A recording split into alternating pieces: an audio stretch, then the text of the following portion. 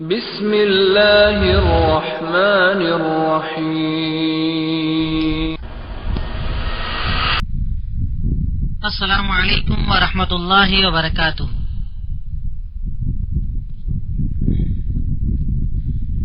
ان الحمد للہ نحمده ونستعینه ونستغفره ونؤمن به ونتوکل علیہ ونعوذ باللہ من شرور انفسنا ومن سیئات اعمالنا من يهده الله فلا مضل له ومن يضلله فلا هادي له واشهد ان لا اله الا الله واشهد ان محمدا عبده ورسوله اما بعد فقال الله تعالى في كلامه المجيد والفرقان الحميد فاعوذ بالله من الشيطان الرجيم بسم الله الرحمن الرحيم قل ان كان آباؤكم وابناؤكم واخوانكم وازواجكم وعشيرتكم واموال اقترفتموها وتجارة تخشون كسادها ومساكن ترضونها احب اليكم من الله ورسوله وجهاد في سبيله وتربصوا حتى يأتي الله بأمره والله لا يهدي القوم الفاسقين۔ تعریف و توصیف، حمد و ستائش، بزرگی اور کبریائی اس وحدہ لا شریک کے لیے جو یک و تنہا اس کائنات کا خالق و مالک ہے، اور اس کے بعد انگنت بے شمار درود و سلام سب سے آخری نبی سید المرسلین، شافی محشر، ساقی کوثر، احمد مجتبی محمد مصطفیٰ صلی اللہ علیہ وسلم کی ذات گرامی پر اللہم صلی علی محمد وعلی آل محمد کما صلیت علی ابراہیم وعلی آل ابراہیم انکا حمید مجید اللہم بارک علی محمد وعلی آل محمد کما بارکت علی ابراہیم وعلی آل ابراہیم انکا حمید مجید رب اشرح لی صدری یسر لی امری واحلل عقدۃ من لسانی یفقہوا قولی ربی زدنی علما ربی زدنی علما ربی زدنی علما۔ عنوان جو آج کی اس مجلس کے لیے مقرر کیا گیا یا مجھے دیا گیا وہ ہے محبت رسول صلی اللہ علیہ وسلم۔ پہلی مجلس کے اندر شیخ محترم نے جو عنوان آپ کے سامنے رکھا وہ کلمے کا پہلا حصہ کہ لا الہ الا اللہ، وہ آپ کے سامنے الحمدللہ کافی تفصیل کے ساتھ دلائل کو رکھ کر سامنے رکھ کر شیخ محترم نے کچھ اعتراضات کا بھی ذکر کرتے ہوئے اس کو بیان کیا۔ کلمے کا دوسرا حصہ محمد الرسول اللہ، جو ہر مسلمان پر پڑھنا واجب ہے کہ اسلام میں داخل ہونے کے لیے اگر کوئی انسان ہمارے پاس آئے غیر مسلم ہے، اگر وہ کہے کہ میں اسلام قبول کرنا چاہتا ہوں اور کہے کہ میں صرف اتنا کہوں گا کہ اشہد ان لا الہ الا اللہ، تو اسے مومن اور مسلمان نہیں مانا جائے گا جب تک کہ وہ یہ نہ کہہ دے واشہد ان محمد رسول اللہ، جب تک کہ وہ آپ کی رسالت کا اقرار نہ کر دے، آپ کی محبت کا اقرار نہ کر دے، آپ کی عظمت اور آپ کے مقام کا اقرار نہ کر دے، کوئی آدمی مسلمان نہیں ہو سکتا۔ تو یہ کلمے کا دوسرا حصہ ہے محبت رسول صلی اللہ علیہ وسلم۔ اور بڑے افسوس کے ساتھ کہ جمعیت اہل حدیث پر جو الزامات لگائے جاتے ہیں ان الزامات میں ایک سب سے بڑا الزام بھی یہی ہے کہ یہ لوگ اللہ کے نبی کو نہیں مانتے، یہ لوگ اللہ کے نبی کی شان میں گستاخی کرتے ہیں، جبکہ اگر یہ کہا جاتا تو صحیح ہوتا کہ یہ نبی کو ویسے نہیں مانتے جیسے ہم مانتے ہیں، یہ نبی کو ویسے مانتے ہیں جیسے اللہ نے ماننے کا حکم دیا۔ فرق صرف اتنا ہے کہ ہم نبی کو ویسا نہیں مانتے جیسا آپ کہتے ہیں، ہم نبی کو ویسا مانتے جیسا اللہ رب العالمین کہتا ہے۔ ہم آپ کی وہ شان مانتے ہیں، ہم آپ کا وہ مقام مانتے ہیں، ہم آپ کو اس مقام پر لے جاتے ہیں کہ جس مقام کا ذکر رب العالمین نے قرآن کے اندر اور آپ نے حدیثوں کے اندر کیا، ہم اس مقام کو مانتے ہیں۔ اور کیوں نہ مانا جائے کہ ذکر ان کا ہے کہ جن کے نام کے ساتھ درود پڑھنے کو اسلام نے واجب قرار دیا، یہاں تک کہ ایک انسان اگر رات دن رو رو کر دعائیں مانگے، لوگ کہتے ہیں کہ یہ لوگ نبی کا وسیلہ نہیں لگاتے، آپ کا وسیلہ نہیں لگاتے، ہم کہتے ہیں کہ ایک حدیث یہ جملہ کہہ ہی نہیں سکتا بنا آپ کے نام کے، تو ہماری دعا ہی قبول نہیں ہوتی۔ ہم تو یہ کہتے ہیں کہ اگر کوئی انسان رات دن رو رو کر دعائیں مانگے، رات دن رو لے، حلال روزی بھی کما لے، ہر اختیار جو سبب ہونا چاہیے وہ کر لے، اس کے بعد بھی دعا مانگے اور اگر دعا میں درود نہ پڑے اس کی دعا قبول نہیں ہوتی۔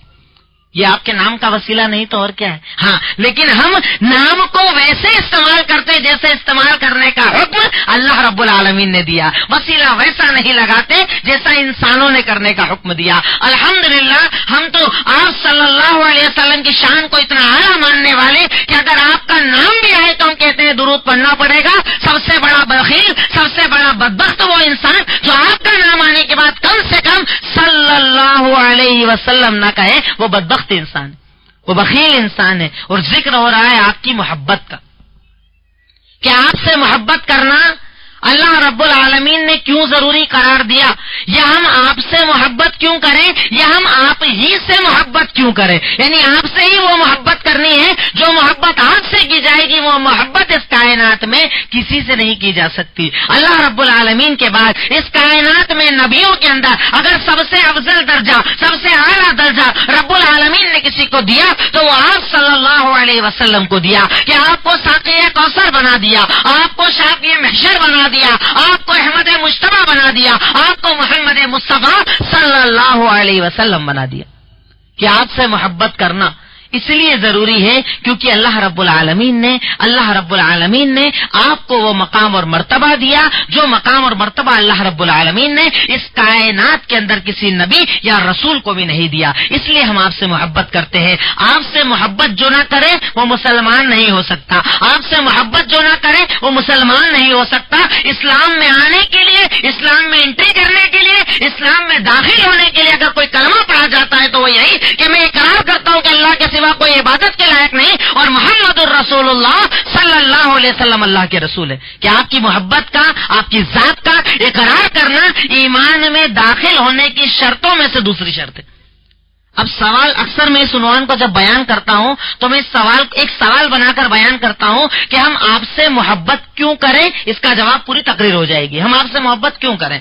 آپ سے محبت کرنے کے کئی ریزنز ہیں جو قرآن نے بیان کیے اور حدیث نے بیان کیے. ہم آپ سے محبت کیوں کریں؟ اس کا سب سے پہلا ریزن کیونکہ جس رب نے ہمیں پیدا کیا، جو رب ہمیں زندگی دیتا ہے، جو رب ہماری سانسوں کو چلاتا ہے، کہ اس اللہ رب العالمین نے جب انسان کو پیدا کیا اور دیکھا کہ سانس لینے کے لیے اسے آکسیجن کی ضرورت پڑے گی تو ساری زمین کے اندر آکسیجن کو پھیلا دیا. کہ اس رب العالمین نے دیکھا اسے زندگی گزارنے کے لیے پانی کی ضرورت ہوگی تو آسمان سے بھی برسایا اور زمین سے بھی پانی نکال دیا. یعنی انسان کی زندگی گزارنے کے لیے، اس جسم کی ضرورت کو پورا کرنے کے لیے رب العالمین نے جب نعمتوں کا نزول کیا تو اس کی روح کی ضرورت پورا کرنے کے لیے رب العالمین نے نبیوں کا سلسلہ چلایا کہ یہ نبی ان کی روحانی ضرورت ہے، ان کی روح کو سدھارنے کے لیے آئے ہیں، ان کی روحوں کو پاکیزہ کرنے کے لیے آئے ہیں، انہیں زندگی گزارنے کا دستور اور طریقہ دینے کے لیے آئے ہیں. تو اللہ رب العالمین نے نبیوں اور رسولوں کے بھیجنے کا مقصد یہ بنایا کہ مبشرین و منذرین، ہم نے نبیوں کو اس لیے بھیجا کہ اگر اچھا عمل کرو گے تو یہ بشارت دیں گے کہ اللہ تمہیں جنت دے گا، اور اگر برا عمل کرو گے تو یہ تمہیں ڈرائیں گے کہ اللہ جہنم دے گا. نبیوں کے بھیجنے کا رب العالمین نے مقصد بتایا. ہم آپ سے محبت کیوں کریں؟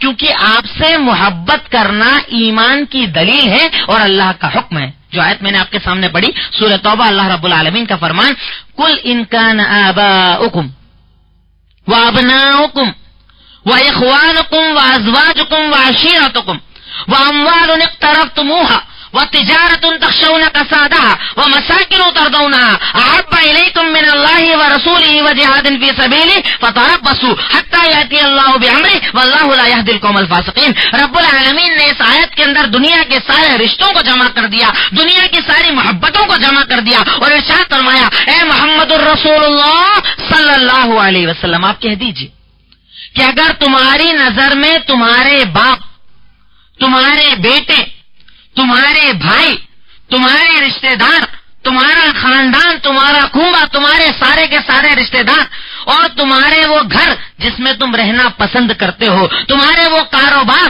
جس کے لیے تم محنت کرتے ہو، یعنی دنیا کی یہ ساری نعمتیں جس میں تم زندگی گزارتے ہو، حلال اور حرام کو چھوڑ کر محنت میں لگ جاتے ہو کہ باپ خوش ہو جائے، بیٹا خوش ہو جائے، بیگم خوش ہو جائے، رشتہ دار خوش ہو جائے، بڑا بنگلہ بن جائے، اچھا کاروبار ہو جائے، گاڑی آ جائے، بینک بیلنس آ جائے، یہ دنیا کی ساری نعمتوں کو ایک پلڑے میں رکھ دیا جائے اور دوسرے پلڑے کے اندر اللہ کی محبت، اس کے نبی کی محبت اور اللہ کے راستے میں قتال کرنے کی محبت کو رکھ دیا جائے اور تم اپنے ایمان کا جائزہ لو کہ اگر تمہارا ایمان یہ کہتا ہے، تمہارا عمل یہ کہتا ہے کہ میری نظر میں دنیا کی یہ ساری محبتیں ہے اللہ اور اس کے نبی کی محبت کم ہے تو تم مومن نہیں فاسق ہو. آپ سے محبت کرنا ایمان کی دلیل ہے. اللہ کا حکم ہے کہ اگر آدمی مومن بننا چاہتا ہے تو آپ سے محبت کرنی ہوگی جیسی محبت صحابہ کرام نے کر کے دکھائی کہ جب آپ سے محبت کر لی تو آپ کے مقابلے میں اپنے باپ کو چھوڑ دیا, اپنے بھائی کو چھوڑ دیا, اپنے مال کو چھوڑ دیا, اپنے گھر کو چھوڑ دیا. آپ نے ایک حکم دیا کہ صحابہ کرام کی جماعت اگر ایمان کو بچانا چاہتے ہو, اگر اسلام پر عمل کرنا چاہتے ہو, اگر دین اور شریعت پر عمل کرنا چاہتے ہو, مکہ کو چھوڑ کر مدینہ چلے جاؤ. آپ کی ایک صدا کے بعد سب چھوڑ کر مدینہ چلے گئے. کسی نے یہ نہیں سوچا کہ میرے کاروبار کا کیا ہوگا, کسی نے یہ نہیں سوچا کہ میرے بیوی بچوں کا کیا ہوگا, کسی نے یہ نہیں سوچا کہ نئی جگہ پر گھر کیسے ملے گا, کسی نے یہ نہیں سوچا کہ وہاں جا کر کھانا کیسے کھاؤں گا. ان کی نظر میں ایک بات تھی کہ رب نے ان کی اطاعت کا حکم دیا ہے, اللہ ان کی محبت سے خوش ہوتا ہے اور انہوں نے کہہ دیا کہ جانا ہے مطلب جانا ہے. اس کے بعد اچھائی ملے یا برائی ہمیں سوچنا نہیں, ہمیں عقل اور دماغ نہیں لگانا. اس لیے رب ان سے راضی ہوا تھا. اس لیے رب العالمین نے قرآن میں کہا تھا کہ رضی اللہ عنہم ورضوا عنہ, اللہ ان سے راضی ہو گیا, وہ اللہ سے راضی ہو گئے. کیوں؟ کیونکہ انہوں نے اپنے باپ کی محبت سے زیادہ, اپنے بیٹوں کی محبت سے زیادہ, اپنے خاندان کی محبت سے زیادہ, مکان کی محبت سے زیادہ, کاروبار کی محبت سے زیادہ آپ صلی اللہ علیہ وسلم کی محبت کو مانا تھا. ہم آپ سے محبت کیوں کریں؟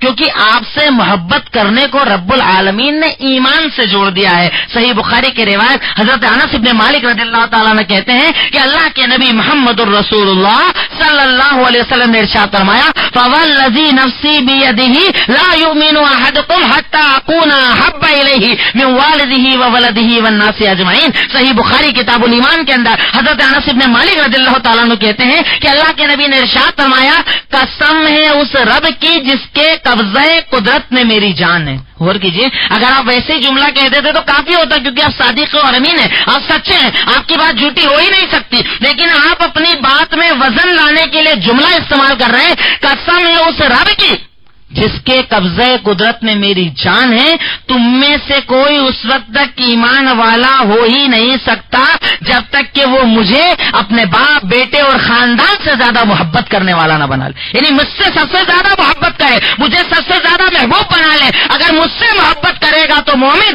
اگر مجھ سے محبت نہ کرے تو وہ مومن نہیں ہو سکتا. اپنے ایمان کا جائزہ ایسے موقعوں پر لینا چاہیے, اپنے ایمان کو تولنا اور جانچنا چاہیے. تقریروں کو صرف انٹرٹینمنٹ کا ذریعہ مت سمجھو. ہمارے یہاں پر کیا ہوتا ہے, میں اکثر جب ایسے پروگرام ہوتے ہیں جملہ ضرور کہتا ہوں کہ اگر دل میں کہیں نہ کہیں ریاکاری میرے ہی آپ کے آ گئی اور نکل جائے کہ تقریر کا مقصد انٹرٹینمنٹ یا تعریف نہیں کہ مقرر کون اچھا تھا, کون ایک نمبر پر, کون دو نمبر پر, کس کی بات میں مزہ آیا. تقریر کا مطلب ہے کہ میں نے کیا سیکھا اور مجھے کیا عمل کرنا ہے. کیونکہ اللہ رب العالمین نے ہم سب کو داعی بنایا ہے, صرف عالم کو نہیں, مولوی صاحب کو نہیں, جوان کو نہیں, بزرگ کو نہیں. یہ باتیں جو آپ کے سامنے رکھی جا رہی, میں کہتا ہوں کہ آپ سے زیادہ خوش نصیب میں سمجھتا ہوں آپ سے پہلی امتوں کے اندر کوئی نہیں گزرا ہوگا. اس معنوں کے اندر کہ پہلے کی امتوں کے اندر علم حاصل کرنے کے لیے لوگوں کو جانا پڑتا تھا, اب آپ کی سیلری پہ مولوی آپ کے پاس آتا ہے اور علم بیان کرتا ہے. آپ کو سفر نہیں کرنا پڑتا, آپ اپنی جگہ بیٹھے ہیں, بالا سنور کے اندر بیٹھے ہیں, تھوڑا بہت 50-60 کلومیٹر کا سفر کیا آ گئے, آپ کے پاس مولوی آیا ہے اور ایک تقریر کے اندر کئی حدیثیں سنا کر جا رہا ہے, اور پہلے ایک حدیث کے لیے کئی کلومیٹر کا سفر کرنا پڑتا تھا. خوش نصیب ہیں آپ لوگ. تو اس خوش نصیبی کو سمجھتے ہوئے دعوت و تبلیغ کا جذبہ اپنے اندر زندہ کرو کہ توحید کی جن باتوں کو میں نے سنا, اگر ہم 200-300 لوگوں نے سنا, ان باتوں کو 30,000 تک پہنچانا ہماری ذمہ داری. اتباع سنت اور محبت رسول کی اب میں ہم بات سن رہے ہیں, ان باتوں کو ہزاروں تک پہنچانا ہماری ذمہ داری ہے. اگر اسے پہنچائے بنا ہم مرد یا عورتوں میں سے کسی کا انتقال ہو گیا, قیامت کے دن اللہ تعالیٰ ہم سے اس نعمت کے بارے میں سوال کرے گا. ارے وہاں کہ ہمارے نبی کہہ رہے ہیں کہ ابو بکر اور عمر سنو, اللہ کھجور کے بارے میں سوال کرے گا, پانی کے بارے میں سوال کرے گا, تو کیا اللہ تعالیٰ اس تقریر کے بارے میں سوال نہیں کرے گا کہ فلاں دن تمہارے یہاں پروگرام ہوا تھا, عالم نے آ کر بیان کیا تھا, بتاؤ تم نے اس باتوں کو کہاں تک پھیلایا؟ اگر پھیلایا ہوگا تو جواب دو, کہ نہ پھیلایا ہوگا تو رب عذاب دے گا. کیونکہ دعوت کا کام نہ کرنے والوں پر رب العالمین کا عذاب آتا ہے. تو ہم آپ سے محبت اس لیے کرتے ہیں کیونکہ آپ سے محبت کرنے کو اللہ رب العالمین نے ایمان کا حصہ قرار دیا. آپ سے محبت کرنے کو رب العالمین نے ایمان سے جوڑا. صحیح بخاری ہی کی روایت ہے, حضرت عمر رضی اللہ تعالیٰ عنہ آتے ہیں اور سید المرسلین کی خدمت میں جملہ کہتے ہیں, لانت احب الی من کل شیء الا من نفسی. اے سید المرسلین سنیے, میں اس کائنات میں اللہ نے مجھے جتنی نعمتیں دی ہیں ان نعمتوں میں سب سے زیادہ آپ سے محبت کرتا ہوں سوائے میرے جان کی. تو کتنے سچے لوگ تھے, منہ پر بھی اور پیٹ پیچھے. جھوٹ نہیں بولا جاتا تھا ان سے, جو ہے کلیئر, سامنے بھی وہی پیٹ پیچھے بھی وہی. کیا کہہ رہے ہیں کہ سنیے, میرا مال میرا گھر, میرے بیٹے, میری اولاد, دنیا کی ساری نعمتیں اگر ایک طرف رکھ دی جائے میں آپ کی محبت کو قبول کروں گا, لیکن میری جان میرے نزدیک آپ کی محبت سے زیادہ محبوب ہے. آپ نے کہا فوالذی نفسی بیدہ, قسم ہے اس رب کی جس کے قبضے قدرت میں میری جان ہے, اے عمر تو تب تک مومن نہیں ہو سکتا جب تک کہ مجھ سے اپنی جان سے زیادہ تو محبت نہ کرے. عمر کچھ دیر رکے اور کہا کہ الان یا رسول اللہ, اے سید المرسلین, اب میں یہ جملہ کہتا ہوں کہ آپ میرے نزدیک میری جان سے زیادہ محبوب ہو. تو آپ نے کہا اب اے عمر تو مومن ہو گیا, اب تو مومن ہو گیا. کون سا عمر؟ کہ جو دوسرے خلیفہ ہیں, جو بخشے بخشائے ہیں, جن کو رضی اللہ عنہم و رضوا عنہ کہہ دیا گیا کہ تم کو اللہ نے معاف کر دیا, اللہ تم سے راضی ہو گیا. وہ عمر کے جن کو سید المرسلین نے کہا کہ عمر وہ ہے کہ لو کان بعدی نبی عمر, اگر میرے بعد اس کائنات میں کسی کو نبی بنایا جاتا تو عمر کو نبی بنایا جاتا. وہ عمر کہ جن کے بارے میں سید المرسلین نے کہا کہ عمر جب چلتا ہے کسی راستے کے اوپر, شیطان کی طاقت نہیں کہ اس راستے کے اوپر چل سکے. اس عمر کو کہا جا رہا ہے کہ جب تک اپنی جان سے زیادہ تو مجھ سے محبت نہ کرے گا تو ایمان والا نہیں ہو سکتا. وہ عمر اتنا بڑا جملہ سید المرسلین کی خدمت کہہ رہے ہیں. بتانے کا مقصد, میں نے جو سوال کہا کہ ہم آپ سے محبت کیوں کریں, اس کا پہلا جواب, ہم آپ سے محبت اس لیے کرتے ہیں کیونکہ آپ سے محبت کرنے کا تعلق ایمان سے. اگر اپنے آپ کو مومن کہلوانا چاہتے ہو تو کس سے محبت کرنا پڑے گی؟ محمد الرسول اللہ صلی اللہ علیہ وسلم سے. اور محبت کیسی کہ جان مال عزت سب کچھ چلا جائے لیکن آپ کی محبت ہمارے دلوں سے نہیں جانا چاہیے. کہنے تو ان لوگوں کو جو کہتے ہیں کہ اللہ کے نبی کو نہیں مانتے, انہیں اس جگہ سے, اس اسٹیج سے یہ پیغام پہنچا دو کہ ہم سے زیادہ آپ سے محبت کرنے والا کائنات میں کوئی نہیں ہو سکتا. ہم آپ سے محبت وہ کرتے ہیں جس محبت کا حکم اللہ رب العالمین نے قرآن میں دیا, وہ محبت کہ جس کو آپ نے اپنے صحابہ کرام کی زندگی کے اندر بیان کیا, وہ محبت ہم ہمارے نبی محمد الرسول اللہ صلی اللہ علیہ وسلم سے کرتے ہیں. اچھا, دوسرا ریزن کہ ہم آپ سے محبت کیوں کریں.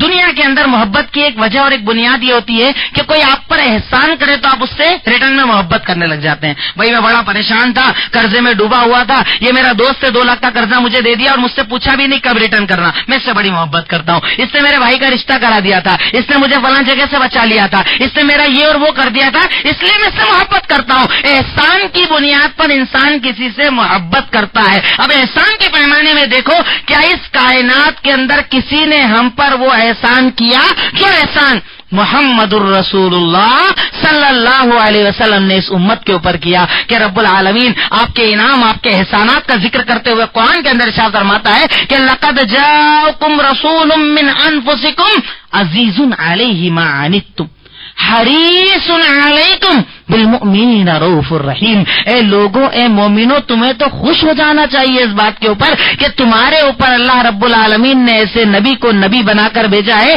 کہ عزیز علیہ ما عنتم, اگر تمہیں کوئی تکلیف آئے تم سے پہلے وہ پریشان ہو جاتے ہیں. حریص علیکم, وہ تو تمہارے لیے بڑے لالچی ہیں کہ ساری اچھائیاں حاصل کرو اور امت محمد کو پوری کی پوری اچھائیاں دے دو. بالمؤمنین رؤوف الرحیم, اور ان کی خاصیت یہ ہے کہ وہ مومنوں سے بڑی محبت کرنے والے ہیں. اور آپ کا حرص, آپ کا احسان وہ کہ رب العالمین نے جب 50 وقت کی نماز کو فرض کیا تو بار بار جاتے جاتے اس کو بھی 5 کرا لائے کہ میری امت کو کم پر زیادہ ثواب مل جائے. اتنی حرص اور اتنی محبت کرنے والے, اتنا احسان کرنے والے, بتاؤ کیا کوئی اس کائنات کے اندر گزرے کہ آپ نے قدم قدم پر ہم پر احسان کیا, ہم پر قدم قدم پر ایسا احسان کہ صحابہ کرام فخر سے کہا کرتے تھے کہ حضرت موسیٰ کی زندگی بھی تھی, حضرت عیسیٰ کی بھی زندگی تھی, آپ سے پہلے نبیوں کا ایک سلسلہ چلایا گیا, تقریباً 1,24,000 نبی ہے, لیکن آپ کا یہ احسان رب العالمین نے اس طریقے سے باقی رکھا کہ آپ کی زندگی کا ہر دن ہمارے پاس موجود اور آپ کا ہر طریقہ ہمارے پاس موجود. صحابہ فخر سے کہا کرتے تھے کہ ہمارے پاس ایسے نبی آئے جو ہمیں پیخانہ کرنے کا بھی طریقہ سکھاتے ہیں کہ لیٹنگ کرنے کے لیے کیسے بیٹھنا ہے. یہ احسان نہیں تو اور کیا ہے کہ آپ نے ہمیں کامیاب زندگی سکھائی, آپ نے ہمیں زندگی گزارنے کا اصول اور اسوہ دیا, آپ نے ہمیں بتایا کہ کھانا کیسے کھانا ہے, آپ نے ہمیں بتایا پانی کیسے پینا ہے، یہ آپ کا احسان نہیں تو اور کیا ہے کہ ہمیں جانوروں کی زندگی سے نکال کر مہذب انسان والی زندگی دے دی، ہمیں ایک ایسا انسان بنایا جو خود اپنے لیے نہیں دوسروں کے لیے جینے والا ہو، دوسروں کی مدد کرنے والا ہو۔ یہ آپ کی سیرت ہی تو ہے کہ آپ نے اتنا بڑا احسان کیا۔ احسان کی ایک اور مثال اپنے سامنے رکھ لیجئے کہ آپ لوگوں نے اکثر قیامت کے منظر کے بارے میں سنا ہوگا۔ سنن ابو داؤد کے اندر تفصیلی روایت، سنن ترمذی میں تفصیلی روایت ہے، سنن ابو داؤد کی روایت کے اندر تو الفاظ اس طریقے سے ہے کہ قیامت کے دن رب العالمین غضب کے عالم میں ہوگا، بڑے غصے کے اندر ہوگا، غصہ اتنا کہ ساری امت پریشان ہو جائے گی کہ اللہ سے بات کون کرے گا، آج پریشانی میں گھومیں گے۔ سب سے پہلے حضرت آدم علیہ السلام کے پاس جائیں گے، چلیے آپ اللہ کے پہلے نبی، اللہ نے آپ کو اپنے ہاتھ سے مٹی سے بنایا، چلیے اللہ سے بات چیت کیجیے، اللہ ناراض ہے؟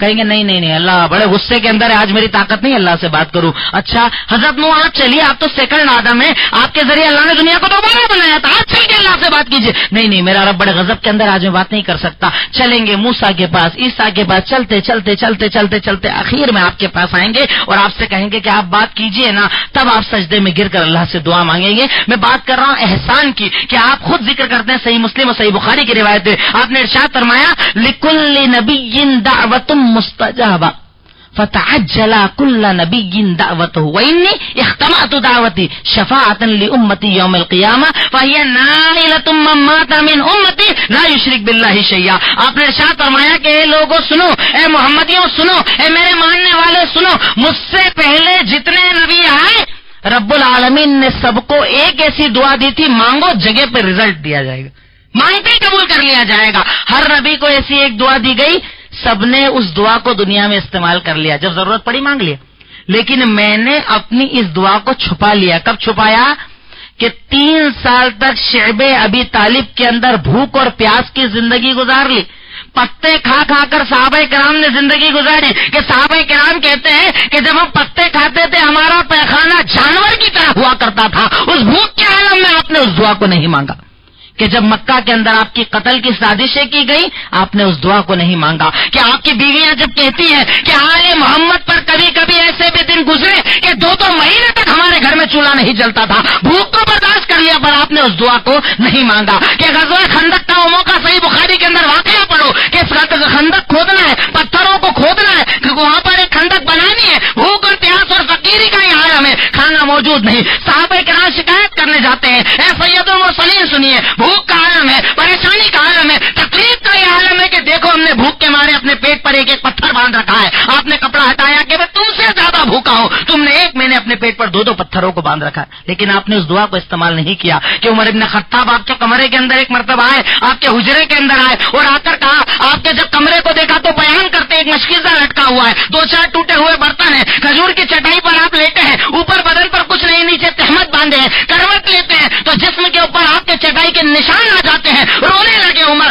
سید المرسلین نے سوال کیا، آپ صلی اللہ علیہ وسلم نے سوال کیا، اور روتے کیوں؟ کہا کہ میں نے دیکھا ہے کیسر و کسرا کو، میں نے ان جھوٹ اور مکاروں کو دیکھا ہے، اللہ کے منکروں کو دیکھا ہے کہ اتنی عالیشان زندگی گزارتے ہیں، آپ اللہ کے سچے نبی ہیں اور آپ کا یہ عالم ہے۔ آپ نے کہا کیا تو اس بات سے راضی نہیں کہ اللہ نے ان کے لیے دنیا اور ہمارے لیے آخرت رکھی؟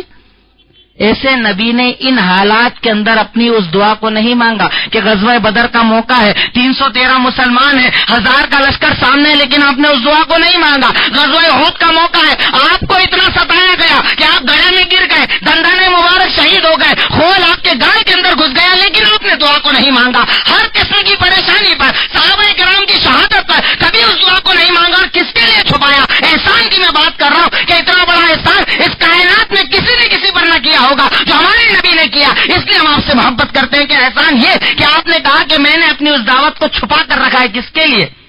اپنی امت کے لیے، کہ جب کل روزے قیامت ہوگا لوگ پریشانی کے عالم میں ہوں گے، چاروں طرف خوف کا عالم ہوگا، لوگ پسینے میں ڈوبے ہوئے ہوں گے، کوئی ان کی سننے والا نہ ہوگا، کوئی ان کو سنانے والا نہ ہوگا، کوئی ان کی بات اللہ تک پہنچانے والا نہ ہوگا۔ اس وقت کے لیے میں نے اپنی دعا کو چھپا رکھا ہے کہ جب یہ امت روتے روتے میرے پاس آئے گی اور کہے گی اے اللہ کے نبی آپ اللہ سے بات کیجئے، میں سجدے میں گر جاؤں گا اور رب العالمین سے کہوں گا اے اللہ رب العالمین میری اس امت کے اندر، امت محمدیہ کے اندر چاہے انسان گنہگار بھی رہا ہے، اللہ تو نے مجھے ایک دعا دی تھی، میں اپنی اس دعا کو اب استعمال کر رہا ہوں، میں اس امت پر احسان یہ کر رہا ہوں کہ میں تجھ سے دعا مانگتا ہوں الہی مولا رب العالمین، جن لوگوں نے تیری اس امت محمدیہ کے اندر جن لوگوں نے شرک نہ کیا ہو، چاہے جو کہ نہ کیا ہو، اللہ میں اس دعا کو اب مانگتا ہوں کہ اللہ تو میری پوری امت کو بخش دے۔ اللہ کہتا ہے مشرک کے سوا میں سارے محمدیوں کو بخش دوں گا۔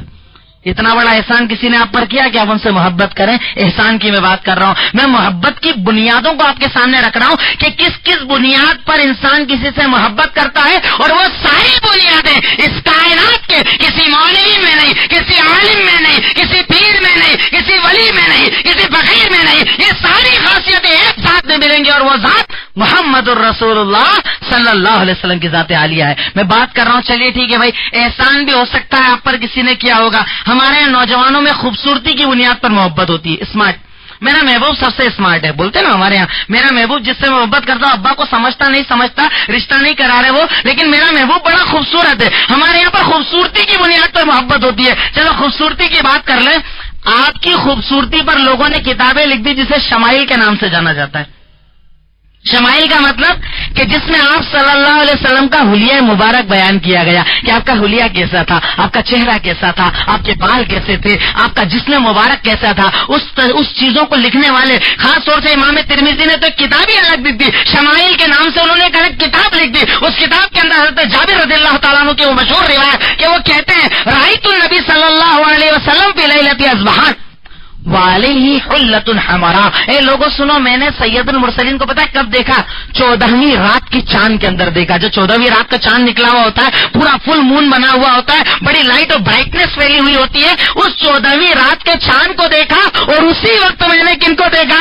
اس کائنات کے سب سے خوبصورت کون؟ محمد الرسول اللہ صلی اللہ علیہ وسلم کو دیکھا، اور آپ سرخ کلر کا عبا پہنے ہوئے تھے، جبہ پہنے ہوئے تھے۔ کیا کہتے ہیں کہ جب میں نے آپ کو دیکھا تو کبھی چاند کو دیکھتا، کبھی آپ کو دیکھتا، کبھی آپ کو دیکھتا، کبھی چاند کو دیکھتا، کمپیریزن کر رہا تھا دونوں کے درمیان۔ پھر کیا کہتے ہیں کہ اللہ کی قسم میری نظر میں جو نور، جو چمک، جو خوبصورتی سید المرسلین کے چہرے پر نظر آ رہی تھی، اتنا خوبصورت مجھے چاند نظر نہیں آ رہا تھا۔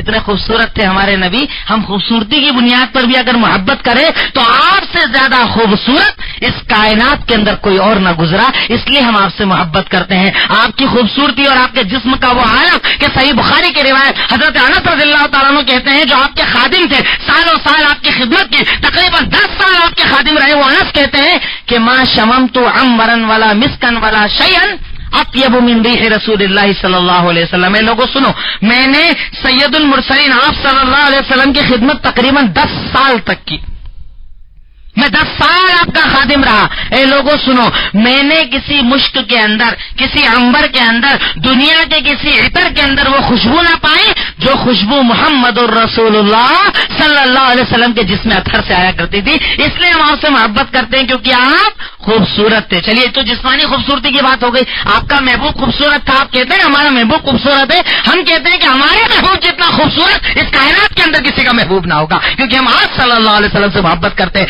چلیے خوبصورتی تو کئی لوگوں میں پھر بھی ہو سکتی ہے، لیکن آپ کی خوبصورتی بھی تھی اور خوبصیرتی بھی تھی۔ آپ کی تو سیرت بھی بڑی خوبصورت تھی، ایسی سیرت کہ آپ کا دوست تو دوست، آپ کا دشمن بھی آپ کی کیریکٹر پر کبھی الزام نہیں لگا پایا۔ اسی لیے تو آپ نے کبھی غور کیا، آج ہمارے یہاں مسلمان بڑی دعوت و تبلیغ کی باتیں کرتے ہیں، بڑی بڑی باتیں کرتے ہیں، صاحب ان میں کام ہونا چاہیے، ان میں کام ہونا چاہیے، بڑا اسٹیج لگایا جائے، پروگرام کیا جائے، دعوت کا کام کیا جائے، دعوت کا کام کرنا ہے، دین کو پھیلانا، بڑے بڑے اعلان ہے، لیکن کیا کبھی محمد الرسول اللہ صلی اللہ علیہ وسلم کی دعوت کے طریقے پر غور کیا کہ آپ کی سیرت کتنی خوبصورت تھی کہ آپ نے اپنی دعوت کے پہلے، قرآن کی دعوت کے پہلے، توحید کی بات کرنے کے پہلے، لمبی چوڑی تقریروں کے پہلے اپنے کیریکٹر کو پہلے لوگوں سے منوایا تھا کہ آپ 40 سال جس مکہ کے اندر رہے، 40 سال جن لوگوں میں آپ محمد ابن عبداللہ اس حیثیت سے رہے، جب رب العالمین نے آپ کو کہا وانذر عشیرتک الاقربین، اے محمد الرسول اللہ صلی اللہ علیہ وسلم جائیے رشتہ داروں کو ڈرائیے، قریبی رشتہ داروں کو ڈرائیے، چڑھ گئے صفا پہاڑی کے اوپر اور کیا کہا، اے بنی عبد مناف آؤ، اے بنی عبد ہاشم آؤ، اے میرے رشتہ دار آؤ، فلاں آؤ، چچا آؤ، جو ہے سارے رشتہ دار آ جاؤ، سب کو بلا لیا۔ اور اس کے بعد کیا کہا، سنو میں 1 گھنٹے کی تقریر کرنے والا ہوں، سننا، یہ بولنے والا ہوں، سننا نہیں، ان کو توحید بتانے کے پہلے، قرآن بتانے کے پہلے، دعوت دینے کے پہلے اپنی سیرت کے بارے میں سوال کیا کہ ایک دائی کی سیرت کتنی پیاری ہونا چاہیے. ہم دائی ہیں، منہ میں پان، گٹکا، تمباکو، سگریٹ چل رہی ہے، ہم دائی ہیں. ہماری پینٹ ٹخنوں کے نیچے ہے، ہم دائی ہیں. میرا گھر لون پر بنا ہوا ہے، ہم دائی ہیں. میری گاڑی بیاج پر چل رہی ہے، ہم دائی ہیں. ہم حرام کا دھندا کرنے والے، ہم دائی ہیں. ہمارے گھر میں شادیوں ویڈیو سانگ چلتے، آڈیو سانگ چلتے، ہم دائی ہیں. میرے گھر میں ناچ گانا ہوتا، ہم دائی ہیں. میرے گھر میں ہلدی اور سگائی کے پروگرام ہوتے، ہم دائی ہیں. دائی وہ جو خود سب سے پہلے عمل کرنے والا. آپ کی سیرت اللہ نے اتنی خوبصورت بنائی تھی کہ آپ نے صبح پہاڑی پر چڑھنے کے بعد سب سے پہلا کام کیا کیا؟ اے لوگوں بتاؤ، اے مکہ والوں بتاؤ، اگر میں تم سے کہوں کہ اس پہاڑ کے پیچھے ایک لشکر ہے جو تم پر حملہ کرنے والا ہے، حالانکہ تم مصدقیہ، کیا تم میری تصدیق کرو گے؟ کیا تم مجھ پر بلیو کرو گے؟ کیا کہا؟ ساری زبانوں نے ایک ساتھ، زیادہ بات نہیں کہی. کیا کہا کہ جو کہنا ہے کہہ دو، ما جربنا علی کل کس بقت تو، کیونکہ ہم نے 40 سال کے اندر اس زبان کو کبھی جھوٹ بولتے نہیں سنا. جو کہنا ہے کہہ دو، ہم آپ کی بات کو مانیں گے. آپ کا کیریکٹر اتنا پیارا تھا، آپ کی سیرت اتنی پیاری تھی. اس لیے میں کہتا ہوں کہ دوسروں پر الزام لگانا ہمارے یہاں ہوتا کیا، ہاں وہ تو یہی کرتا ہوگا، اس کا تو 2 نمبر کا ہی دھندا ہوگا، اس کے اندر تو بہت برائی ہے، اس کی بیٹی میرے کو سمجھ میں نہیں آتی، پتہ نہیں رشتہ کیسے ہو گیا، اس کی بہن کا رشتہ کیسے ہو گیا اپنے کو سمجھ میں نہیں آتا، اس میں تو یہ سب کا سوال ہے. یاد رکھو، قیام جب مر جاؤ گے، جس دن موت آئے گی، قبر میں ڈالے جاؤ گے، قبر میں جانے کے بعد منکر نکیر یہ نہیں پوچھے گا کہ پڑوسی کا مکان کیسے بنا، وہ گاڑی کہاں سے لایا تھا، اس کی بیٹی کا رشتہ کہاں ہوا. سب سے پہلے تجھ سے تیرے حال کے بارے میں سوال کیا جائے. ہم سے ہمارے بارے میں سوال ہوگا، پڑوسی کے بارے میں سوال نہیں ہوگا. آپ کی سیرت اتنی خوبصورت کہ آپ نے جب مکہ والوں سے سوال کیا، بتاؤ اگر میں کہوں کہ اس پہاڑی کے پیچھے ایک لشکر ہے جو تم پر حملہ کرنے والا، میری بات مانو گے؟ مجھ پر بلیو کرو گے؟ مجھے سچا مانو گے؟ کہا جو کہنا ہے کہہ دو، ہم نے کبھی آپ کو جھوٹ بولتے نہیں سنا. ہم سے ہماری بیگم پوچھے، بیگم سے اگر کوئی سوال کر لے جس کے ساتھ ہم رہتے، ایک بھی ہمارے بارے میں نہیں بولے نہیں بہت جھوٹ بولتے. گھر میں ہوتے بولتے آفس کے اوپر ہوں، آفس میں رہتے بولتے گھر کے اوپر ہوں، 50 طریقے کا جھوٹ بولتے. بیگم تو چھوڑو، آپ کا 3-4 سال کا بچہ بھی بولے گا نہیں ابا ہمارے نا جو ایسے ہی کرتے، جب دکان پر رہتے تب گھر کا بتاتے، گھر رہتے جب دکان کا بتاتے. ہم اتنے جھوٹے ہیں. اس کے بعد ہم دائی ہیں، ہم آپ سے محبت کرنے والے ہیں.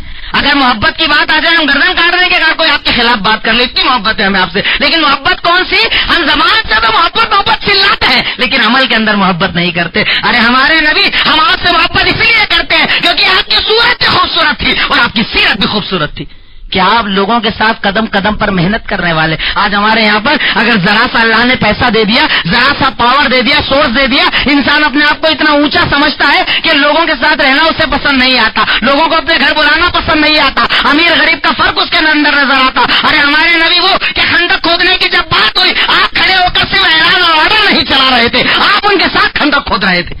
کہ جب غزوہ بدر کا موقع آیا، اونٹوں کی کمی ہے، کہا گیا کہ ایک اونٹ پر 3 لوگوں کی باری لگائی جائے گی. سیرت کو اٹھا کر دیکھو، غزوہ بدر کے واقعات کو اٹھا کر دیکھو کہ 70 اونٹ ان پر باری لگائی جائے گی، ایک ایک اونٹ پر 3 لوگوں کی باری لگائی جائے گی. جب باری لگنا شروع ہوئی تو آپ کی سیرت اتنی خوبصورت کہ آپ نے کہا کہ لوگوں سنو، جیسے تمہاری باری لگے گی ویسے میری باری لگانا. صحابہ کرام نے چلو ٹھیک ہے، اتنا تو برداشت ہو گیا، ٹھیک ہے ابھی بول رہے ہیں سن لو، کر لو. کرے گا کون اس کے بعد؟ بھائی آپ سے اتنی محبت ہے کہ آپ پیدل چلو اور ہم اونٹ پر بیٹھ جائیں. صحابہ کرام کی شان کہاں برداشت کرنے والی تھی اس چیز کو. چلیے باری لگ گئی، آپ کے ساتھ حضرت علی بن ابی طالب اور ایک صحابی کی باری لگا دی گئی کہ چلو یہ 3 لوگ ایک اونٹ کے اوپر ہو گئے. سفر شروع ہو گیا، آپ سوار ہو گئے. جب سفر چلتے چلتے سواری کے بدلنے کا وقت آیا، آپ اترنے لگے، صحابہ کرام بے چین ہو گئے. آپ پیدل چلیں گے اور ہم سواری پر. علی بن ابی طالب نے کہا، ان کے ساتھی نے کہا کہ ایسا مت کیجئے، آپ سوار رہیے، ہم پیدل چلتے رہیں گے. جملہ کیا بتایا، سیرت کی خوبصورتی دیکھو. ایک ذمہ دار کیسا ہونا چاہیے، ایک لیڈر کیسا ہونا چاہیے، مسجد جماعت جمعیت کہیں کا بھی ذمہ دار ہو، اس کا کردار کیسا ہونا چاہیے. اس لیے ہم آپ سے محبت کرتے ہیں کیونکہ آپ کی سیرت خوبصورت تھی. آپ نے کہا مان تم ابھی اقوا منی وما انا باغنی عن الاجر منکما. اے میرے دونوں ساتھیوں سنو، تم دونوں جتنے طاقتور ہو نا پیدل چلنے کے لیے، تم سے زیادہ میں طاقتور ہوں. اور تم دونوں پیدل چل کر کیا چاہتے ہو کہ اللہ سارے گناہوں کو معاف کر کے جنت دے دے. میں تم سے زیادہ محتاج ہوں کہ اللہ میرے گناہوں کو معاف کر دے. غور کرو سیرت کتنی خوبصورت تھی کہ آپ نے اپنے غلاموں پر کبھی ہاتھ نہ اٹھایا. حضرت انس بن مالک کہتے ہیں کہ میں نے خدمت النبی صلی اللہ علیہ وسلم 10 سنین، صحیح بخاری کتاب الادب کی روایت کہتے ہیں کہ میں نے سید المرسلین کی 10 سال خدمت کی. ان 10 سالوں میں کبھی آپ نے یہ نہیں کہا کہ ایسا کیوں کیا، ایسا کیوں نہیں کیا. ہمارے گھر پر بھائیوں کے ہم کیا حال کرتے ہیں، ہمارے یہاں پر کام کرنے والی لیبر کام کیا حال کرتے ہیں؟ 3,000 روپے لیتا ہے تو کم سے کم 6,000 کا اس سے وصول کرنا ہے. مولوی صاحب تنخواہ زیادہ لیتے، ایکسٹرا کام ان سے کروانا ہے. کہیں کوئی بھی لیبر ہو، اتنا کام کرواؤ کہ اپنے کام کے بعد اس میں طاقت نہ رہے کچھ اور کام کرنے کی. اور ہمارے نبی کی زندگی، ان کی سیرت اتنی خوبصورت کہ آپ لیبر سے محبت کرنے والے، ان کے ساتھ قدم سے قدم ملانے والے. یہاں تک کہ آپ نے کہا کہ اگر غلام کو تم کھانا بنانے کا حکم دو تو جب وہ کھانا کھانے کا وقت آئے کچھ کھانا اسے بھی ساتھ میں کھلایا کرو. کیوں؟ کیونکہ اس نے اس کی آگ کو برداشت کیا ہے، اس کی تپن کو برداشت کیا ہے. ہمارے نبی کی شان اتنی اوپر تھی کہ وہ زبان جو سچ بولنے والی، وہ زبان جو امانت دار، وہ زبان جو لوگ، وہ شخصیت جو لوگوں کی خدمت کرنے والی. کہ پہلی مرتبہ جب آپ پر وحی کا نزول ہوا غار ہرا کے اندر، پہلی مرتبہ جب جبریل امین آئے وحی لے کر اور کہا کہ ایک غرا پڑھو اللہ تعالیٰ کے نام سے، آپ ڈر گئے، گھبرا گئے، گھر کے اندر آ گئے، چادر اوڑھ کر لیٹ گئے. خدیجہ آئیں، کیا ہوا؟ کہا بڑا عجیب کام ہوا. کیا ہوا؟ آج ایسا ہوا کہ میں نے ایک ایسے فرشتے کو دیکھا کہ اس سے پہلے کبھی نہیں دیکھا. اس نے آ کر مجھے دبایا اور اب پتا کیا لگتا ہے؟ اینڈ آ گیا، ختم، فنش، اب میں جانے والا ہوں، ختم، اب میں بچوں گا نہیں، کیونکہ ایسا تھا میرے ساتھ ہوا. پتا انہوں نے جواب کیا دیا تھا؟ کہ کیا جواب دیا تھا؟ آپ کی انہی سیرت کا ذکر کیا تھا، سیرت کی خوبصورتی کا ذکر کرتے ہوئے ارشاد فرمایا کہ آپ کیوں ڈرتے ہو؟ انک لتحمل الکل وتکسب المعدوم وتقری الضیف. آپ کیوں ٹینشن لیتے ہو؟ آپ تو غریبوں کے مسیحا ہو، یتیموں کے مددگار ہو، راہ چلتے لوگوں کا بوجھ اٹھاتے ہو، پریشان حال لوگوں کی مدد کرتے ہو. آپ کے پاس ہونا ہو رہا کے اندر آپ غریبوں کے مسیحا ہو، اللہ آپ کو ضائع نہ کرے گا. یعنی جو لوگوں کا مددگار ہے اللہ اسے ضائع کرنے والا نہیں. ہم مسلمان، ہم کلمہ پڑھنے والے، ہم آپ کی محبت کا دعویٰ کرنے والے، کیا ہمارے ہاتھ اٹھتے ہیں کسی کی مدد کرنے کے لیے؟ کیا ہمارے ہاتھ اٹھتے ہیں ظالموں کا ہاتھ روکنے کے لیے؟ کبھی راستہ چل رہے ہیں، کوئی ٹھیلے پر مزدور مال لے کر جا رہا ہے، دھکا نہیں لگا پا رہا ہے، کبھی ہوا کہ آپ اپنی مہنگی گاڑی سے اترے اور اس کا بوجھ اٹھانے کے لیے اس کا ساتھ دیا؟ نہیں. لیکن اس کے بعد بھی ہم آپ سے محبت کرنے والے، ہم آپ سے محبت کا دعویٰ کرنے والے. ہم آپ سے محبت اس لیے کرتے ہیں کیونکہ آپ کی صورت بھی خوبصورت تھی اور آپ کی سیرت بھی خوبصورت تھی. آپ لوگوں کو معاف کرنے والے. ارے مانگنے والے کیسے آتے تھے ہمارے یہاں؟ مانگنے والے کیسے آتے ہیں؟ آپ مجلس کے اندر بیٹھے ہیں، کئی حدیث کی کتابوں کے اندر مشہور واقعہ اس کا ذکر ہے. آپ بیٹھے ہیں، آپ کے گلے کے اندر ایک شال ٹائپ کا کپڑا لٹکا ہوا ہے. ایک دیہاتی آیا اور کیا کیا؟ ادھر کا حصہ ادھر، ادھر کا حصہ ادھر، پکڑ کر زور سے گلا دبانا شروع کر دیا. آیا، بولا کچھ نہیں، کام چالو. کیا کیا؟ آ کے گلا دبا رہا. اور کیا بول رہا ہے؟ مرلی من مال اللہ الذی عندک. کوئی تعریف نہیں، کوئی آپ کو یا رسول اللہ نہیں، کوئی آپ کی تعریف والا کلمہ نہیں. ڈائریکٹ کیا بول رہا ہے؟ اللہ نے جو تمہیں دیا ہے اس سے میری مدد کرو. آئے کوئی اپنے گھر سے مانگنے والا، کیا کریں گے ہم اس کا؟ کیا حال کریں گے ہم اس کا؟ اس کے بعد ہم کون ہیں؟ محمدی. ہم آپ سے محبت کرنے والے. ہم بار بار یہ کہتے ہیں کہ ہمارے آئیڈیل کون؟ محمد الرسول اللہ صلی اللہ علیہ وسلم. کہ رب نے قرآن سورہ احزاب آیت نمبر 21 کے اندر کہا کہ لقد کان لکم فی رسول اللہ اسوۃ حسنہ، کہ تمہارے لیے محمد الرسول اللہ صلی اللہ علیہ وسلم کی زندگی کو آئیڈیل اور نمونہ بنایا گیا ہے. ہم اس آیت کو یاد کرنے والے اور پڑھنے والے. لیکن آئیڈیل کا مطلب یہ، آج ہمارے نوجوان مانتے ہیں نا آئیڈیل، ان پکچر میں آنے والے ہیرو ہیروئن کو ہماری ماں بہنیں اور ہمارے بھائی مانتے ہیں نا، تو کیسے بال ان کی طرح، کپڑے ان کی طرح، بول چال کا انداز ان کی طرح. اگر آئیڈیل محمد الرسول اللہ صلی اللہ علیہ وسلم کو مانا ہے تو ان کے جیسی صورت اور ان کے جیسی سیرت بناؤ کہ ان کی سیرت کو اللہ رب العالمین نے اتنا خوبصورت بنایا تھا. آئیڈیل اگر بنانا ہے، نمونہ اگر بنانا ہے تو آپ غریبوں کے مسیحا، آپ لوگوں کی مدد کرنے والے، آپ قدم قدم پر رہ کر ان کی مدد کرنے والے. رب العالمین نے ایسا مقام اور مرتبہ آپ کو ایسے ہی نہیں دیا. رب العالمین نے وہ مقام دینے کے لیے آپ کی سیرت کو اتنا خوبصورت اور اتنا اونچا بنایا تھا کہ وہ دیہاتی آ کر آپ کا گلا دبا رہا ہے، زور سے گلا دبایا. اور ڈائریکٹ کیا بول رہا ہے؟ اللہ نے جو دیا ہے اس میں مدد کرو. یعنی تم کو احسان نہیں کر رہے، دیکھ اللہ نے دیا ہے نا، میری مدد کرو.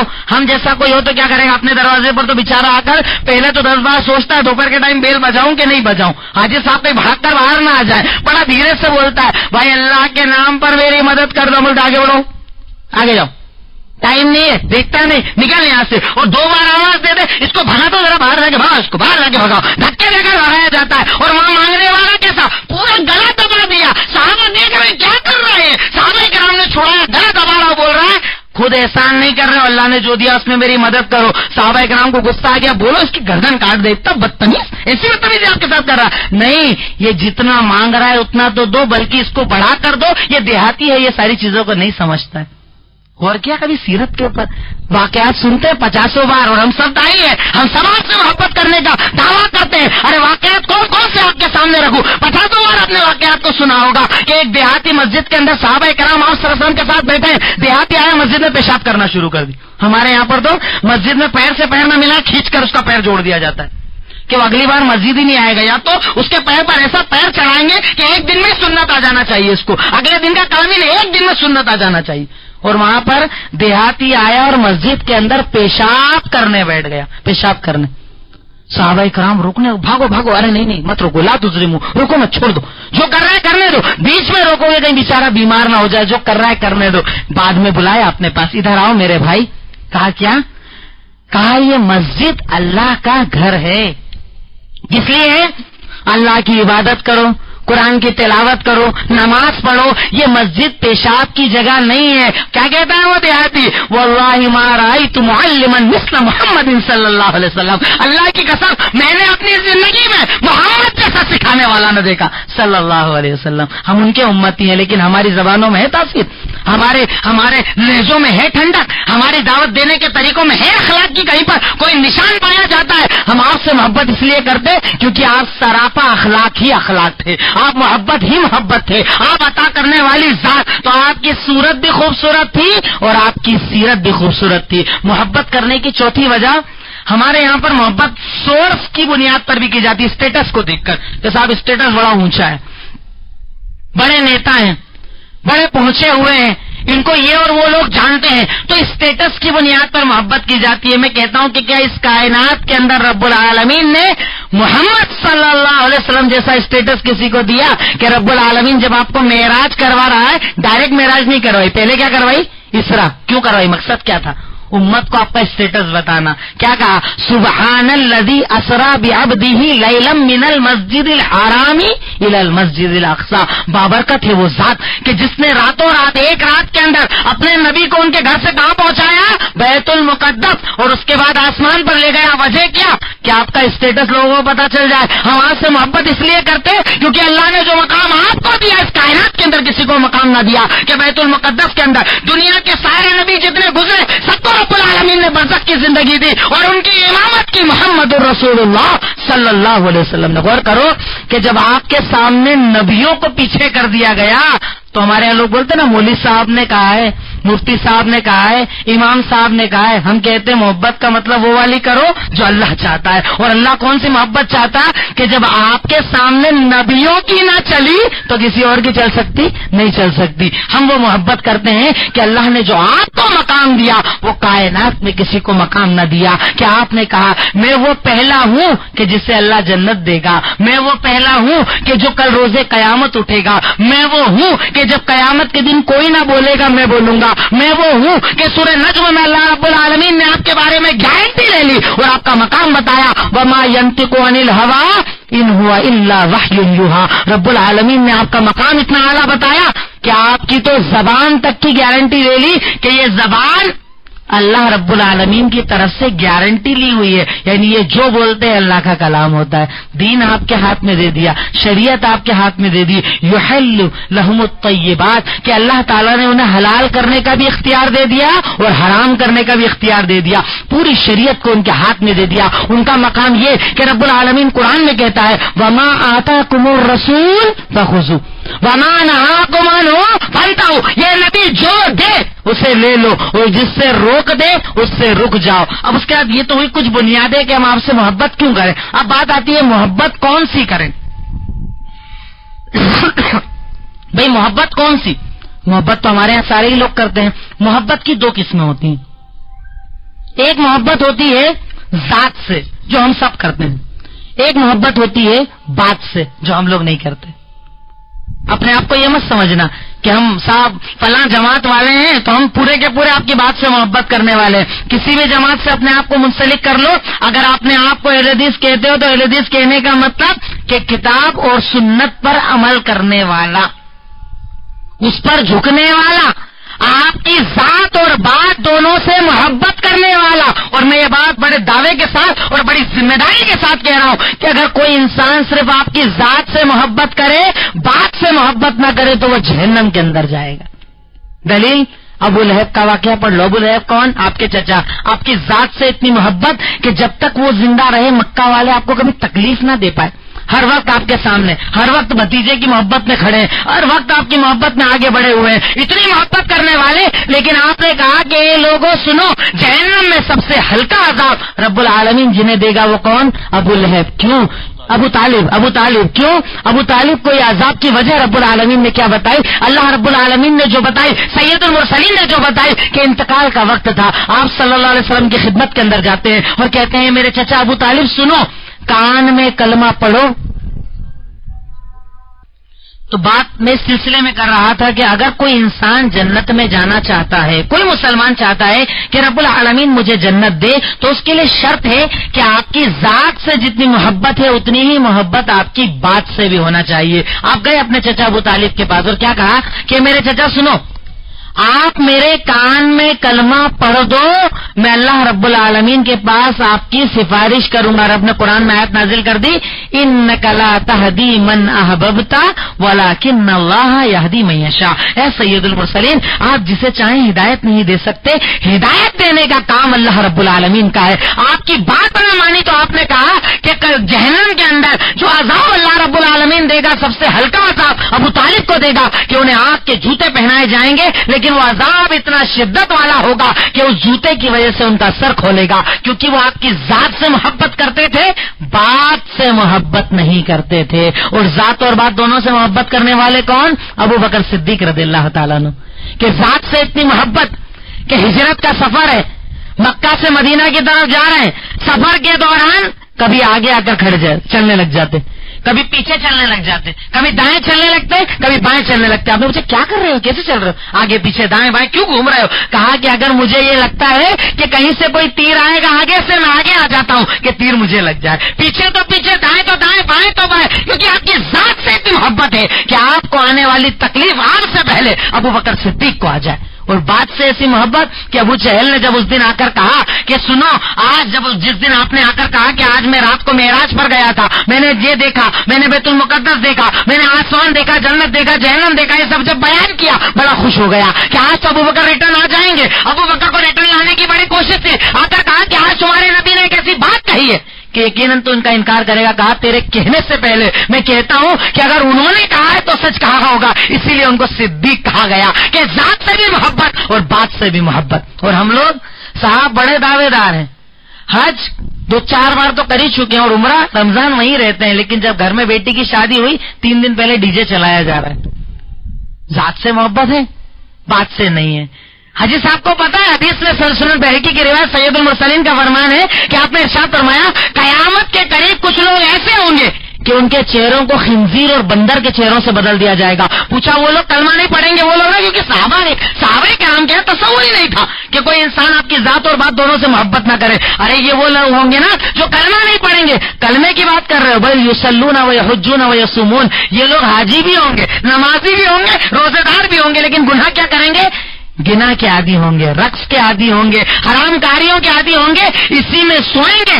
جب صبح اٹھیں گے ان کے چہروں کو خنزیر اور بندر کے چہروں سے بدل دیا جائے گا. حاجی صاحب سے پوچھو، صاحب آپ تو نماز میں آئے، گھر پہ تو ڈی جے چل رہا ہے. کہا کیا کرے، بیٹی نہیں مانتی، بیٹی کے ارمان ہے، ہماری بیگم کے ارمان ہے. اچھا اگر بیگم ان کے خلاف کوئی کام کر دے، ان کی ساری مردانگی جاگ جاتی ہے، برداشت نہیں ہوگا. میرے اصولوں کے خلاف کام نہیں ہونا چاہیے. بہو اتنے ہی دن میں گھر سے واپس آئے گی، بیٹا یہ کام نہیں کرے گا، بیٹا اس جگہ نہیں جائے گا، اس جگہ نہیں جائے گا. میری عزت میں اگر بات آ جائے، میں بیگم کی بات نہیں مانتا، لیکن اللہ اور اس کے رسول کی عزت پر بات آ جائے، سب چل جاتا ہے. کیوں؟ کیونکہ میں صرف آپ کی ذات سے محبت کرتا ہوں، بات سے محبت نہیں کرتا.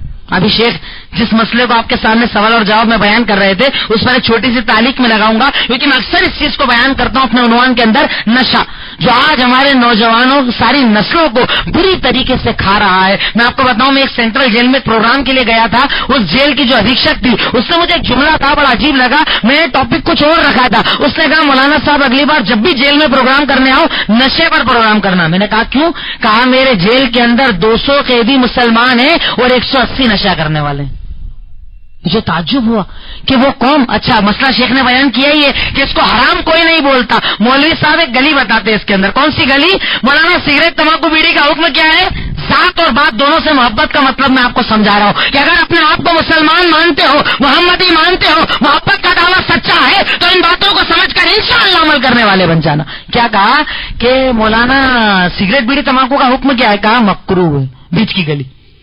اچھا مولانا مکروہ کا مطلب کیا ہوتا ہے؟ مکروہ عربی میں کہا جاتا ہے اس عمل کو جس سے اللہ تعالیٰ پسند نہیں کرتا۔ اچھا مولانا ایک مسئلہ تو بتائیے، پیکٹ کے پیچھے لکھا ہوا ہے کہ اسے استعمال مت کرو، استعمال کرنے سے کینسر ہوتا ہے، اور ہم نے کئی مریضوں کو دیکھا، کئی مریضوں کو سرکاری ہاسپٹل کے اندر، بڑے بڑے ہاسپٹل میں دیکھا کہ ان کو گلے کا، چہرے کا کینسر اس وجہ سے ہوا کیونکہ وہ نشے کا استعمال کرتے تھے۔ سینے خراب کیوں ہو گئے؟ کیونکہ وہ سگریٹ پیا کرتے تھے اور اس بیماری کے اندر وہ مر گئے۔ مولانا ایک مسئلہ بتانا، ایک آدمی گولی مار کر خودکشی کرتا ہے اور ایک آدمی ایسا زہر کھاتا ہے کہ پتہ ہے مروں گا لیکن دھیرے دھیرے مروں گا، خودکشی کا عذاب کیا ہے؟ مولانا کہیں گے ہمیشگی کا جہنم۔ اتنا ہی سمجھنا کافی، ہمیشگی کا جہنم۔ وہ سگریٹ، وہ بیڑی، وہ تمباکو جو آپ استعمال کرتے ہو اس کے پیچھے لکھا ہے اسے کھانے سے کینسر ہوتا ہے۔ 100% پتا ہے کینسر ہوتا ہے، پریکٹیکلی آپ دیکھ لو ہوتا ہے۔ اگر یاد رکھو اس بیماری کے اندر آپ مرتے ہیں حرام کاری کرتے ہوئے، ہمیشہ ہمیش کا جہنم یہ میں نہیں، رب العالمین قرآن میں کہتا ہے،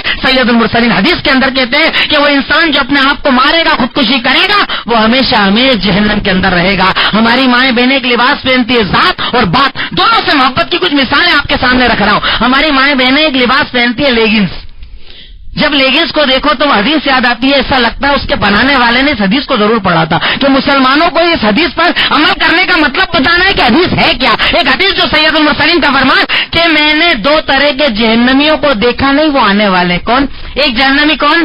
نساؤن کاسیات عاریات ممیلات مائلات۔ میں نے 2 طرح کے جہنمیوں کو دیکھا نہیں، ایک الگ۔ دوسری قسم کون سی؟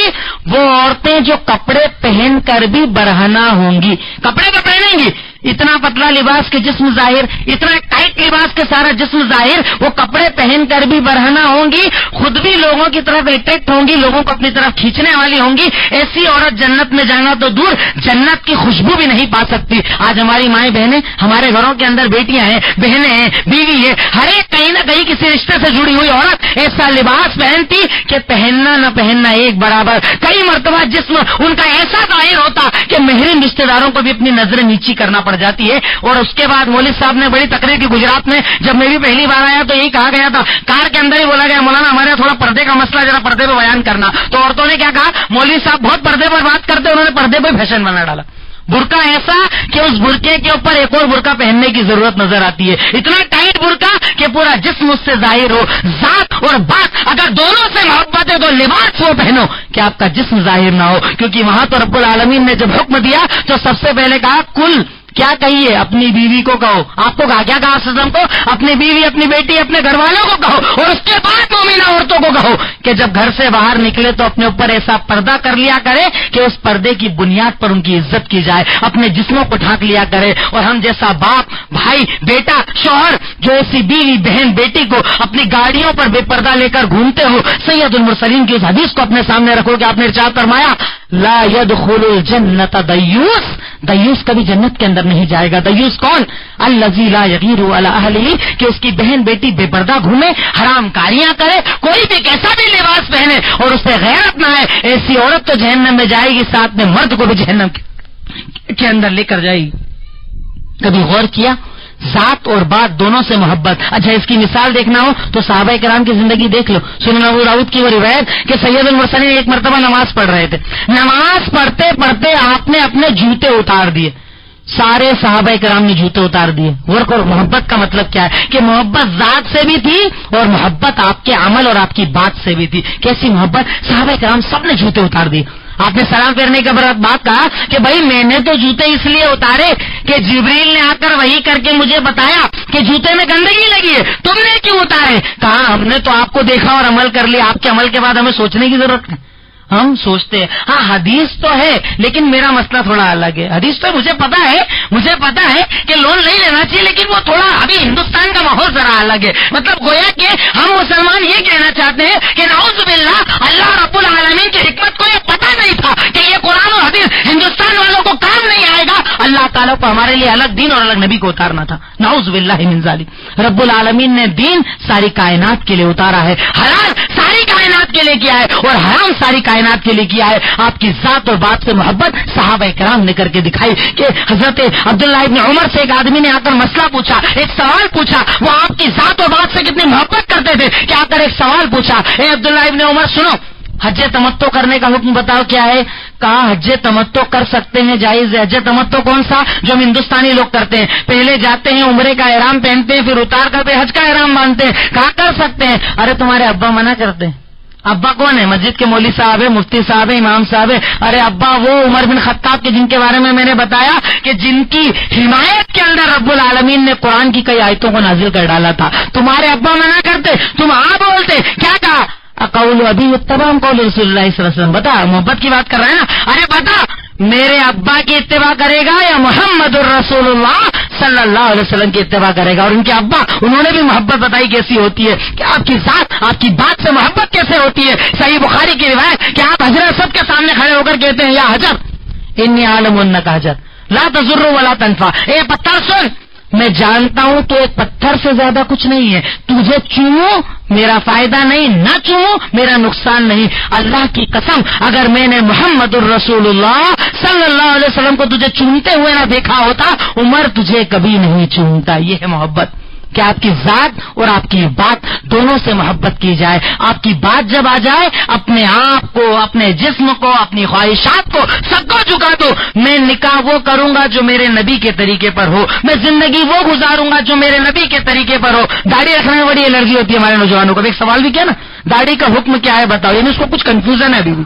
سوال کرنا مطلب کنفیوژن ہے کہ کوئی نہ کوئی تو گلی مولانا نکال ہی دیں گے اگر بار بار ٹرائی کریں گے. ہر مجلس میں اگر سوال جائے گا کچھ نہ کچھ تو راستہ نکل ہی جائے گا, اس لیے سوال کر رہا ہے. جبکہ سوال کرنے میں اس کو خود پتا ہے کہ داڑھی کے کاٹنے کا کوئی دلیل میرے پاس موجود نہیں, اس لیے تو سوال کر رہا ہے. سوال کرنے کا مقصد یہ نہیں ہے کہ وہ داڑھی رکھنا چاہتا ہے, مقصد یہ ہے کہ داڑھی کاٹنے کی دلیل مولوی صاحب سے چاہتا ہے. داڑھی رکھو, کیوں؟ کیونکہ ہمارے نبی کی سنت ہے. تمہیں چہروں سے پہچانا جائے, تمہارے چہروں سے تمہیں مومن سمجھا جائے. ہمارے یہاں کئی نوجوان کیا دلیل دیتے ہیں, ارے آپ لوگ مسجد میں رہتے ہیں نا, آپ لوگ کو پتا نہیں, آفس میں نہیں چلتی ہے سب, کام کاج میں نہیں چلتی ہے سب. کیوں؟ کیونکہ وہ نوجوان سمجھتا ہے کہ میں جنت میں ہنستے کھیلتے چلا جاؤں گا. اسے کیا لگتا ہے کہ یہاں 40,000 کی نوکری بھی کروں گا اور وہاں جنت میں بھی چلے جاؤں گا. جبکہ قرآن کے اندر کہتا ہے ہم حسبتم ان تدخلوا الجنہ ولما یاتکم مثل الذین خلوا من قبلکم. کیا تو سمجھتے ہو کہ آسانی سے جنت میں چلے جاؤ گے؟ ارے جنت ان کو ملی کہ جن کے جسموں پر بھی تکلیف آئی, جن کے مالوں پر بھی تکلیف آئی, کھڑے ہاروں سے چیر دیا گیا, ان کے جسموں کو نوچ دیا گیا, اور پھر بھی انہوں نے اللہ کے کلام کو نہیں چھوڑا, تب اللہ رب العالمین نے انہیں جنت دی. اور ہم سمجھتے ہیں کہ 40,000 کی نوکری بھی ہاتھ میں رہے اور جنت بھی ہاتھ میں رہے. ارے داڑھی رکھو. میں کہتا ہوں کہ اگر آپ یہ سمجھتے ہو کہ شیونگ بنانے سے مجھے کوئی مسلمان نہیں سمجھے گا, تو گویا کہ آپ کو یہ مسئلہ داڑھی کا نہیں ہے. یہ مسئلہ میں کہتا ہوں داڑھی کا مسئلہ نہیں ہے, یہ آپ کو اصل میں اپنے اسلام پر شرم آتی ہے. مسئلہ بہت گمبھیر ہے. یہ صرف داڑھی رکھنے نہ رکھنے کا مسئلہ نہیں ہے. اصل میں آپ چاہے زبان سے نہیں بولتے کیونکہ اتنی طاقت نہیں ہے آپ کی, لیکن آپ کو اپنے اس عمل سے آپ یہ اظہار کر رہے ہو کہ اصل میں ہمیں اسلام ہی سے الرجی ہے, ہمیں اسلام ہی پسند نہیں ہے. اسلام کی یہ داڑھی مطلب ہمیں اسلام پر اعتراض ہے, ہمیں اللہ کے فرمان پر اعتراض ہے. آپ کو اگر یہ لگتا ہے کہ آپ کے شیونگ بنانے سے آپ کو پہچانا نہ جائے گا تو یہ آپ کی بے وقوفی ہے. کس محلے کے کس گھر میں کون مسلمان رہتا ہے یہ انہیں پتا ہے.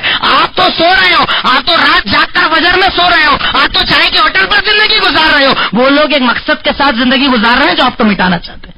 وہ آپ کے گھروں کی خبر رکھتے ہیں. آپ کے شیونگ کرنے نہ کرنے سے آپ چھپ نہیں جاؤ گے. اگر اتنی ہی شرم ہے تو میں کھل کر کہتا ہوں کہ اگر داڑھی سے اتنی ہی شرم ہے تو صرف داڑھی نہیں, اپنے اس روپ کو نہیں, اپنے نام اور اپنے دین کو بھی بدل لو. کیونکہ اصل میں آپ کو اسلام سے الرجی ہے. کیونکہ اسلام سے محبت کرنے والا تو وہ کہ اگر میرے نبی کی بات آ جائے, مجھے عمل کرنا چاہے ساری دنیا میرے خلاف ہو جائے. ارے میں تو اپنے رب کے اس کلام کو دیکھتا ہوں جس میں وہ ارشاد فرماتا ہے میں داڑھی رکھوں نہ رکھوں, میں اگر داڑھی سے ہوں مجھے کوئی عزت دینا دے.